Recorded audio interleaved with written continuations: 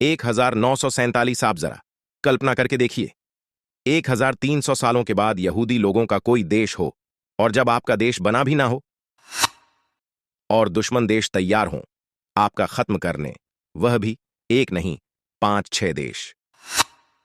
और क्यों ना हो जब आपका देश किसी और अरब लोगों की जमीन पर बन रहा हो और यूरोप के लोग भी आपसे नफरत करते हो, क्योंकि बिजनेस में यहूदियों का कोई जवाब नहीं था। प्रतिस्पर्धी की नाक में दम ला देते थे, शायद इसीलिए लोग उनसे जलते भी थे। जर्मनी जैसे देश ने कर्जा इतना लिया था कि द्वितीय विश्व युद्ध के दौरान 60 लाख यहूदी लोगों को गैस चैम्बर में भर के मार दिया गया था। आश्चर्यजनक बात तो यह है कि जब इजराइल बना तब उसकी जनसंख्या 20 लाख ही थी।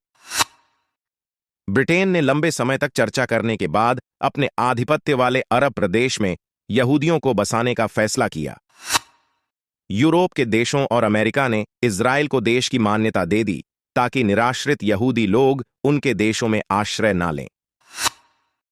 1937 में यहूदियों के लिए अगले 5 सालों तक 75,000 यहूदी जनसंख्या सीमा तय की गई थी।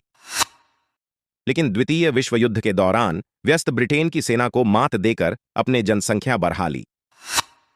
उसके बाद Egypt, Jordan, Iraq, Syria, Saudi और लेबनोन ने अपने सैनिक तैनात किए। ऊपर से 152 तोपों, 180 टैंक, 60 फाइटर प्लेन। सामने इजराइल के पास सिर्फ 5 तोप, प्लेन, टैंक, कुछ नहीं, बस राइफल और मशीन गन से देश को बचाना था। लेकिन उनके पास ऐसा शस्त्र था जो किसी और के पास नहीं था। सिन बेत पार्टी जासूसी संस्था जो किसी देश के पास नहीं थी। वही उसने अपनी हरकत से दुश्मनों को थका दिया। बाद में बाहर के यहूदी लोगों से मिले पैसों से शस्त्र खरीदे और युद्ध जीते। इतना ही नहीं, फलस्तीन की 80% जमीन भी कब्जा कर अपने नाम कर ली।